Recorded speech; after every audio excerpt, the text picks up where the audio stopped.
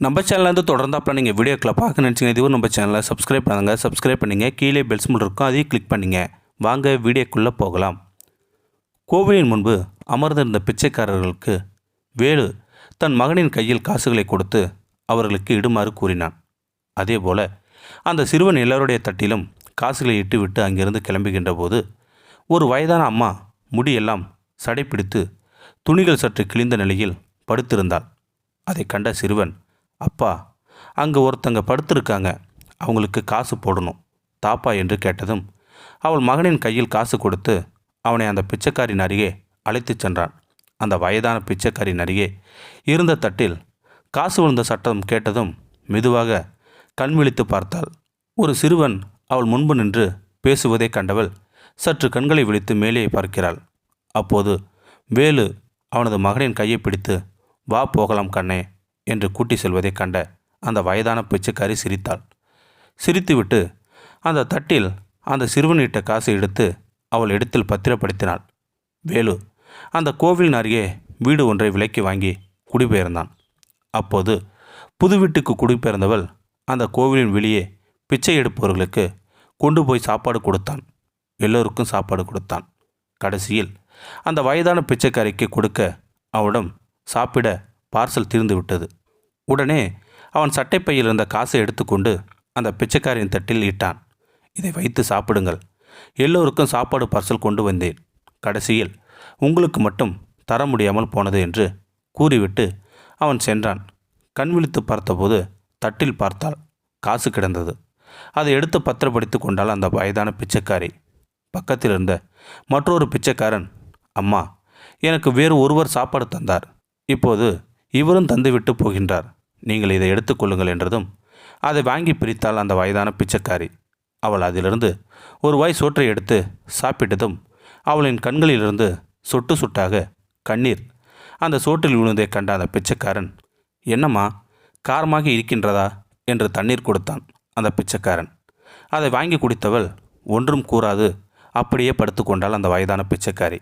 அதே இடத்தில் அப்படியே நாட்கள் கடந்து ஒரு நாள் அவனது மனைவி அந்த கோவிலின் வெளியே இருந்த பிச்சைக்காரிகளுக்கு எல்லாரும் துணிகளை தானமாக கொடுத்து வந்தாள். அதில் ஒரு பிச்சைக்காரன், என்னம்மா, உங்கள் வீட்டில் விசேஷமா என்று கேட்டதும், இன்று என் பிறந்தநாள் என்றும் கூறியதும் அவர்கள் அவளை வாழ்த்தினர். கடைசியில் அந்த வயதான பிச்சைக்காரின் பக்கம் துணியை வைத்துவிட்டு சென்றாள் அந்த பெண். கண்களை விழித்து பார்த்தாள். அந்த வயதான பிச்சைக்காரி அவள் அருகே புதிய துணி இருப்பதை கண்டாள். பக்கத்தில் இருந்த பிச்சைக்காரனிடம், இது யார் கொடுத்துவிட்டு சென்றது என்று கேட்டதும், அன்று நமக்கு சாப்பாடு தந்தார் அல்லவா ஒருவர், அவரது மனைவின் என்றதும் சிரித்தாள் அந்த வயதான பிச்சைக்காரி. அவர்கள் இதோ நமக்கு எதிரி இருக்கின்ற வீட்டில்தான் குடிபெயர்ந்து வந்திருக்கின்றனர், வந்த நேரம் நிறைய உதவிகள் நமக்கு புரிகின்றனர் என்று கூறியதும் அந்த வயதான பிச்சைக்காரி சிரித்தாள். என்னம்மா, எது கூறினாலும் சிரித்து கொண்டே இருக்கின்றீர்கள் என்று கூறினான் அவன். ஒரு நாள் அந்த பிச்சைக்காரி ஒரு பேப்பரில் ஏதோ எழுதுவதை கண்ட அந்த பிச்சைக்காரன், என்னம்மா, நீங்கள் எழுத படிக்க தெரிந்த பிச்சைக்காரியா என்று கேட்டதும் சிரித்து கொண்டே, நிறைய வயதான பிச்சைக்காரர்களுக்கு எழுத படிக்க தெரியும் என்று சிரித்து கொண்டே கூறினாள் அந்த பிச்சைக்காரி. போங்கம்மா, உங்களிடம் எது கேட்டாலும் சிரித்து கொண்டே இருக்கிறீர்கள் என்றான் அவன். எனக்கு ஒரு உதவி புரிய முடியுமா என்று கேட்டாள் அந்த வயதான பிச்சைக்காரி. என்னம்மா, கூறுங்கள் என்றான். இந்த காகிதம் இந்த பையில்தான் இருக்கும், ஒரு வேளை நான் அப்படியே இறந்து விட்டால் நமக்கு சாப்பாடு தந்த அந்த நபரிடம் கொடுக்க முடியுமா என்று கேட்டதும், கண்டிப்பாக கொடுக்கிறேன் என்றான் அந்த பிச்சைக்காரன். அன்று நல்ல மழை. இரவு அவர்கள் எல்லோரும் அங்கு உள்ள கோவில் மண்டபத்தில் போய் படுத்து விட்டார்கள். மறுநாள் காலை விடிந்ததும் எல்லோரும் பிச்சை எடுக்கும் கோவிலின் முன்பு அமர்ந்திருந்தனர். மதியம் வேலை ஆனதும் கையில் கிடைத்த சோற்றை கொண்டு அந்த அம்மாவுக்கு கொடுக்கலாம் என்று அந்த மண்டபத்திற்கு சென்றான். அம்மா, சாப்பிட சாப்பாடு கொண்டு வந்துள்ளேன், எலும்பி சாப்பிட்டு விட்டு படுங்கள் என்றான். அந்த வயதான அம்மாவிடம் இருந்து எந்த ஒரு சத்தமும் இல்லை. சரி அம்மா, நீங்கள் எழும்பிய பிறகு சாப்பிடுங்கள் என்று கூறிவிட்டு அங்கிருந்து சென்றான். இரவு ஆனது. அவன் மறுபடியும் வந்து பார்த்தபோது அவன் மதியம் சாப்பிட வேண்டி வைத்து சென்ற உணவு அப்படியே அந்த அம்மாவின் அருகே இருந்தது. அம்மா, அம்மா என்று தட்டினான். மூச்சு பேச்சு இல்லை. மூக்கில் கை வைத்து பார்த்தான். சுவாசம் இல்லை. இறந்து விட்டதை அறிந்ததும் கண்ணீர் விட்டான் அந்த பிச்சைக்காரன். அந்த வயதான அம்மா அவனிடம் கூறிய கடிதம் நினைவுக்கு வந்தது. அந்த பையை அப்படியே எடுத்து அவன் அருகே வைத்து கொண்டான். விடியற் காலை விடிந்ததும் அந்த பிச்சைக்காரன் வேலுவின் வீட்டில் கதவை தட்டினான். வேலு தூக்க கலக்கத்தில் வந்து கதவை திறந்தான். பார்த்தால் பிச்சைக்காரன். நீ இங்கு என்ன செய்கிறாய்? உன் முகத்திலா நான் முழித்தேன் என்று கூறி அவனை திட்டினான் வேலு. என்ன வேண்டும் என்று கோபத்தில் கேட்டான் வேலு. உடனே அந்த பிச்சைக்காரன் அந்த கடிதத்தை நீட்டினான். அதை வாங்கியவன் படிக்காமல் அப்படியே கசைக்கு கீழே தூக்கி எறிந்தான். அதனை எடுத்து அந்த பிச்சைக்காரன் ஒரு முறை படியுங்கள் என்று காலில் விழுந்தான். உடனே அவன் அந்த கடிதத்தை பிரித்து படித்தான். மகனே வேலு, நான் தான் உன் அம்மா. உன் கையில் இந்த கடிதம் முதலில் கிடைக்கும்போது நீ கசைக்கு தூக்கி எறிவாய் என்று எனக்கு தெரியும். பரவாயில்லை, உன்னை மகனே என்று நான் அழைக்கலாம் அல்லவா? இந்த கடிதம் நீ படிக்கின்ற சமயத்தில் நான் இந்த உலகத்தில் இருக்க மாட்டேன். எனக்கு ஒரே ஒரு ஆசை, என்னை கொண்டு சுடுகாட்டில் இட்டு எனக்கு கொல்லி மட்டும் வைத்து விடு. அப்போது நீ காசு எதுவும் செலவு செய்து விட வேண்டாம்.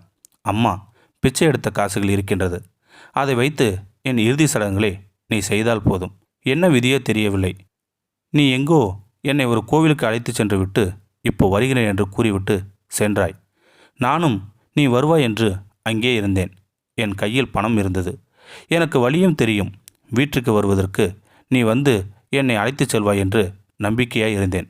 கடைசியில் தான் தெரிந்தது நான் உனக்கு பாரமாக இருந்ததால் தான் நீ என்னை திரும்ப அழைக்க வரவில்லை என்று. ஒவ்வொரு இடமாக நான் அழைத்தேன். கடைசியில்தான் நான் பிச்சை எடுக்கும் கோவிலில் உன் மகன் கையால் எனக்கு பிச்சை இட்டாய். எனக்கு சோறும் இட்டாய். கடைசியில் என் எதிரே உள்ள வீட்டிலும் குடியே பெயர்ந்தாய். விதியின் விளையாட்டை பார்த்தாய மகனே. உன் மகன் எனக்கு இட்ட பிச்சை காசில் அரிசி வாங்கி உன் மகன் கையால் எனக்கு கடைசி வாய்க்கரிசி போட்டுவிட்டு உன் மனைவி எனக்கு தானமாக தந்த துணி இருக்கின்றது, அதை எனக்கு உடுத்திவிடு. என் இறுதி நாளில் நீ எனக்கு சாப்பிட தந்த காசை எடுத்து என்னை கொல்லி போட எடுத்துக்கொள் மகனே. உனக்கு பால் தந்த என் மார்பின் காம்புகள் வலிக்கிறதடா மகனே. நீ பிச்சையாக இட்ட சோற்றை உண்ட பொழுது எதுவோ கடைசியில் என் உயிர் போகும்போது அந்த கடவுளிடம் வேண்டிக் கொண்டேன். நான் என் பிள்ளை அறியா தவறு செய்து விட்டான். அவனையும் என்னைப் போல அவனது மகன் கோவிலில் கொண்டு போய் விட்டு சென்று விடக்கூடாது. நான் பெற்ற மகனே வேலு, எனக்கு உன் கைகளால் கொல்லியிட்டு விடு கண்ணா.